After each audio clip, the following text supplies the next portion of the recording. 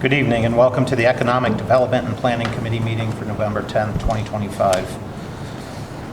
First item on our agenda tonight is approval of the minutes. If you two have had a chance to review those, I'd entertain a motion. I'll make that motion. Second. All in favor? Aye. Minutes are approved. We'll go ahead and move on to economic development. Mr. Morris? Thank you, Mr. President. I got some additional numbers on the TIF, and I wanted to give them in front to you. I usually get two questions when we're talking about this. What are the numbers going to look like? How much is going to go towards infrastructure? How much is going to go towards bond?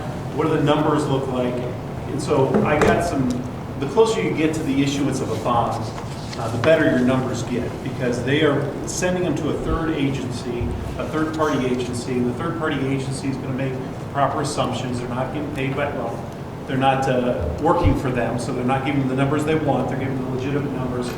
So we got those numbers beginning of last week. If you look at your last page of the thing I handed to you, that's what the numbers are and what they look like. That didn't mean a lot to me, so I wanted to drill down and see what does that actually say. So I created a little cheat sheet on the front with the green. So essentially, this is what formally it looks like. This is kind of a easier to understand version of that that incorporates a few other things. So I was going to go over that with you so you had some idea of what kind of numbers we're looking at, what kind of timetable we're looking at, just so you have a better idea of what this looks like. So year -2, we started -2 because year 1 it's a 10-year long TIF. So you start at year -2, and the bond is issued. Who issues the bond? The developer does. So this is not something that's on our books. So the developer goes out, gets bond, puts $4.8 million in an account. And that account cannot be tapped until we authorize it to be tapped.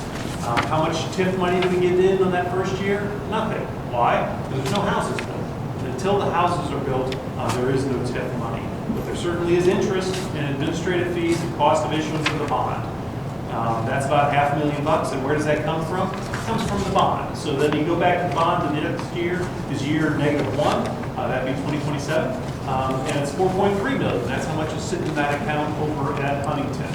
How much TIF money do we get that year? None. Why? Because the houses are being built, but they haven't been yet appraised for purposes of taxes. So that's down to zero. Is there interest in administration still? Yep, around $300,000. And is there, but this is when Smoke Rise is being built. And where do they get the money for Smoke Rise being built? They get it from that bond. That is not released until we're happy with the work that they do, until Glenn signs off on it. Once Glenn signs off on it, then that 1.5, these are all round numbers here, by the way. So 1.5 goes, and now we have Smoke Rise. We have buildings that are being built. So year 1 of the TIF is year 2028. What's in that bond over at Huntington Bank? $2.5 billion. And then how much are we getting? What are we receiving? We're receiving $235 or $1,000 is our share of the TIF. It's at 75%. And according to the modeling, we keep all of that. That is for our future infrastructure needs. And then the interest and administration comes out of the bond that one last time, and that's $320,000. Next year is year 2. The TIF, more houses are being built, there's more value that's being created. The TIF brings in almost $700,000.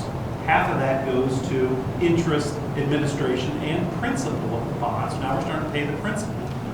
And then the city's share is about $337,000. That is money that goes into a separate account that can be used for other projects that are related to infrastructure. But now we got to put those water lines in. We're in phase 2. So how much is that? About $1.5 million. And that comes out of the bond. So now we're done with the bond, essentially. The bond's $500,000, and that's going to continue till the end. And now it's just money coming in on the TIF. So the TIF every year makes over $1 million, starting in year 3 with 1.5. We get half goes to principal and interest. To year 4, 1.4, half and half, and so on as we go down there. The $500,000 that is kept in the bond at the end is called the excess bond held in reserve. Once there's no issues that come up, then that bond is released to the city and would go back into can be used for infrastructure. So if the total amount that's paid over those 10 years for interest and principal on that debt is $6.3 million. Total collected for infrastructure that can be used elsewhere is $6.75 million, 6.2 from the TIF, half from the bond reserve, and the total worth of the infrastructure improvement is $3 million. Now, there's certain decisions the council gets to make that we can certainly help with is, well, we're making a lot of money on this. We can put it towards infrastructure needs elsewhere, around about other infrastructure. There's all these infrastructure needs. Or if we wanted to, we could pay the extra to reduce the bond and then turn this 10-year TIF into a 6 or 7 year TIF. And then at the end go back and then everything would go back to normal. So those are the numbers that we see. That's where I pulled all that information, comes from this sheet, so you can check my math. But that's essentially how it works. And that decision to pull that back would have to closer to that 6 or 7 year period. That's nothing. I mean, we wouldn't know what the exact numbers were until that time, but we would have to make that decision up front. That could be done as we see how the funds actually were spent and came in. By statute, we have to create a separate fund. So we create a separate fund for the TIF proceeds, and it sits there. So we got a pot of money over at Huntington, and we got a pot of money here. If we wanted to say we don't want to have that pot of money, we can just take it and pay it off the debtor. At any time, okay. So that's the first question I get on this, is what do the numbers look like? That's essentially what the numbers look like, as best we can tell from a third party. The second question is, why do we have so many readings? The reason for that is we've got a development agreement, right? That's a contract between them and us. And we've got a TIF ordinance which says this is what we're going to do with those proceeds. We're going to deal with the proceeds. If we don't have both, we shouldn't have either. So we want to put it on to one reading so it's consistent that either both are passed or both are failed. We shouldn't have one or the other. And there's some requirements by ordinance that for the TIF ordinance, there has to be 30 days after the public hearing. So that's what led to a couple of readings and then 30 days after that. So that's what's pushing this off to the December 2nd for the final reading for all of this. Those are the two questions I'm typically getting on the TIF, but I'm happy to answer any other question you have. Questions? No, thank you. Yeah. I have a question. It's by 2028, you're receiving income from the TIF. What is that based on? How much per how many houses are built? How many townhouses? I see 117, 99.7, and 116. How do you determine that? They have a takedown schedule, and that is in the full breakdown. I can get you that full breakdown. Okay. So you can see what how they're selling their parcels off, how they're planning on building their parcels, which one are going to be townhomes, which one are going to be single-family homes. How many, though? Because if we have an economic downturn and we don't get that money, I mean, approximately how many lots or things is that based on? I mean, that's what I'm looking at. I could, 240, About 240? what, total? in total. In total, so by 31 or 32, it's 31, 32, it's pretty stable. It's 310,000, 312,000 or so. So that means they've sold them all by 32, all the lots. They want to have that development completed, basically.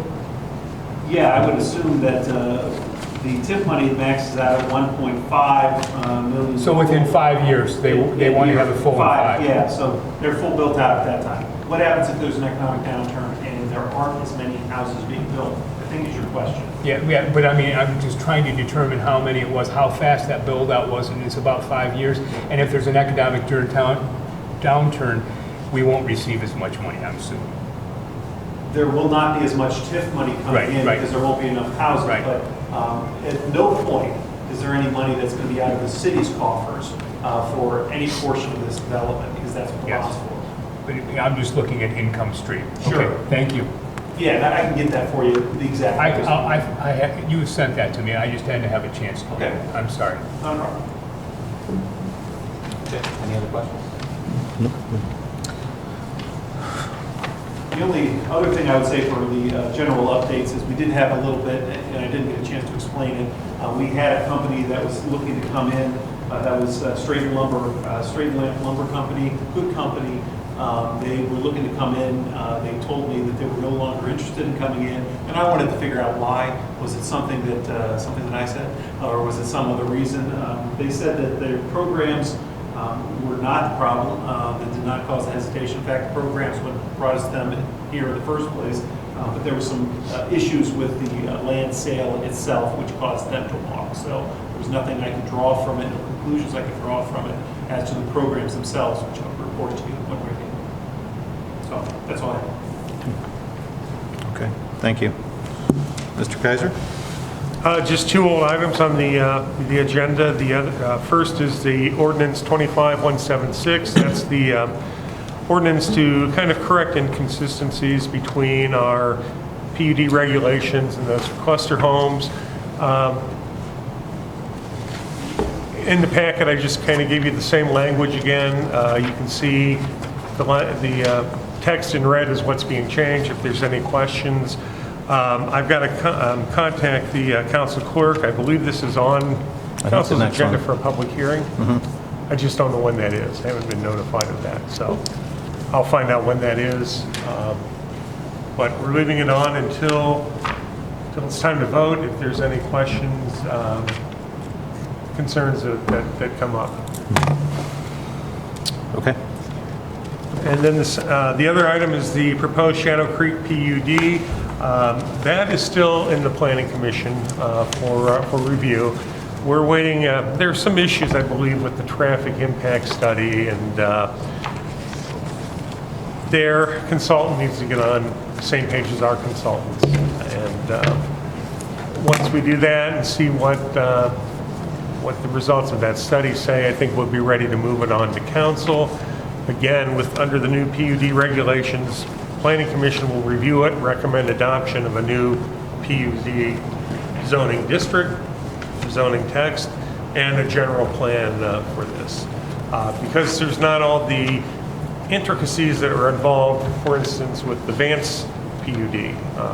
I don't believe there's any, no TIF. They're going to fund all of the project themselves. There's no there was no pre-annexation agreement, no pre-development agreement. So I think everything will be brought to the commission or to city council at the same time. Okay, thank you. Questions? All right, that brings us up to engineering and Mr. Davis. I have a proposed ordinance for your review. I will do a little history lesson here. About a year ago, all of our fees were embedded in dozens of code language sections, and so we came in, we removed all those out of the individual code sections and put them in one combined ordinance, both for just convenience, people to use them, and also for one of the main purposes to be able to adjust them for inflation. And so we are now here the first time that we're going to have an opportunity to now adjust the fees for inflation and other factors. So this is essentially more or less the inflationary factor that was used for these numbers was what's called the Engineering News Record Construction Cost Index, which was 3.2% for the 2025 year. So that's, and then there's some rounding. We try not to have the penny that makes the math very difficult, and so we have round numbers in here where it is appropriate to review those. So I don't really have a whole lot to mention. There's very few changes other than cost of living, and I will say that these fees, since they've been adopted, we were able to completely transform and make more efficient a lot of our fee collection.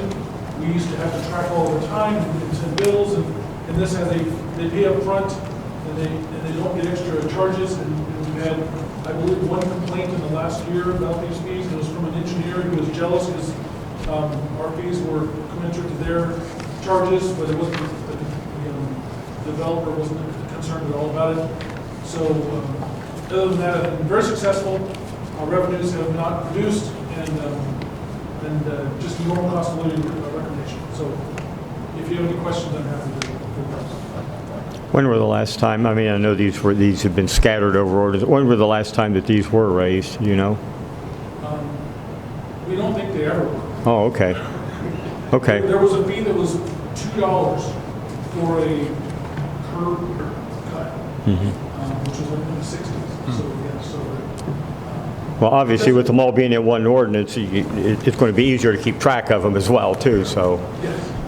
I can weigh in on the final page of his draft ordinance, the planning fees amount. Those are like the subdivision application fees, conditional zoning fees. Those haven't been updated since 2008. Okay. So it's More than time, okay. I can't, how long ago that was, what, 17 years already? Yeah. So it's been a while. Good. So I would say that the engineering news record was for the engineering fees, and Jeff used his own system for it because of the age of the. They can do the least. Okay. And basically, these increases are about commensurate to 2% per year over the last 17 years. So it's not a real major major update. I figured, you know, most of the fees will come in the actual civil design and that type of review of those plans. But none of these application fees have been updated in those 17 years. Okay. And you guys are comparing other municipalities and cities? Yeah, that you we've do those looked fees at, and yes, stuff? and we're still a little bit on the low side, but I think I'd rather keep it that way. Again, especially if this is an ordinance that we would review every year. That would give us another year to look what to do in 2027. But since it has been 17 years, I thought it might have been a little hard pill to swallow if we doubled everything. So it's like, let's phase in. So we're still that far below? I don't think we're that far below, but I want to do a little more research. Okay, but we've always been a little bit on the low side when it came to the application fees. I will mention one last thing, that the, in section 1 is the building fees. Last year's ordinance had the building fees because at the time it was made, the building work was not delegated to the county. With that delegated, they're temporarily suspended in this ordinance since we're not collecting those fees here. Okay. In case you're paying attention. Okay, any questions? No. Okay, someone like to make a motion to move that forward to council? I'll make a motion to move the proposed ordinance to establish those 2026 fees for the sections called out there for the all the different departments.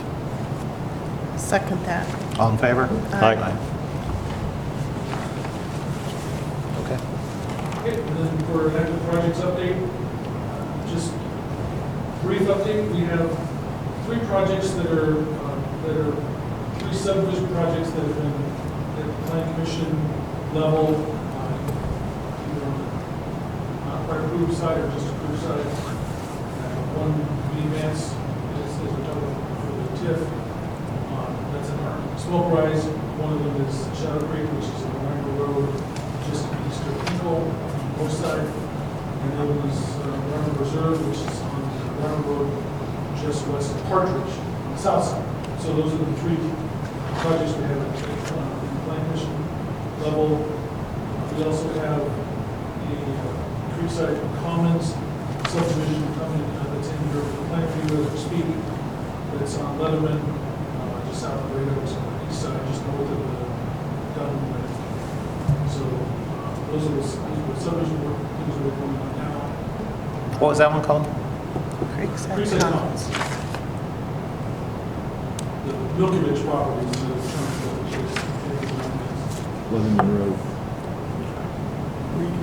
And then other than that, Briarthorn is under construction and moving forward fairly well. The turn lane is in the final throes of getting approved. There's before us MoDOT review, some county review, and some city review, and that will likely start construction. They may wait till spring to start that construction. We'll see how that goes. And that will be is that a left turn lane going in, or will that also be like a cutoff right as well? It'll be an eastbound. Okay. Left turn. To northbound. Okay. Okay. All right. So the Left turn, okay. lane section. Right, okay, right. That's the stuff that's coming, and then projects that are, most of the projects have been in construction and getting wrapped up, so I have a lot of, long things kicking off. Goddard School was one that is just got kicked off recently. They're in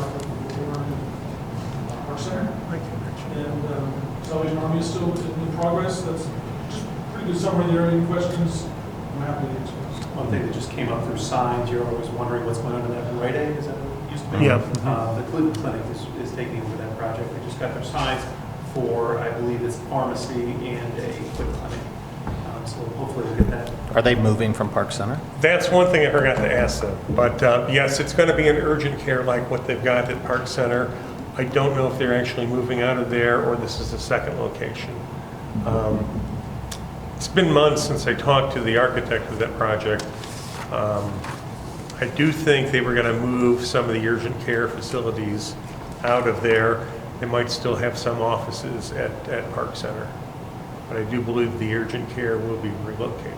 What kind of time frame were they looking at? Oh, they didn't say. Right now, the plans are up at the county. They just got their signs approved through the ABC this evening.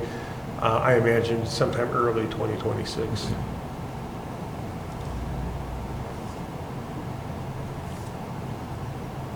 Okay. Any questions for Mr. Davis? Okay. Any other business? I'll entertain a motion to adjourn. Motion, We are adjourned.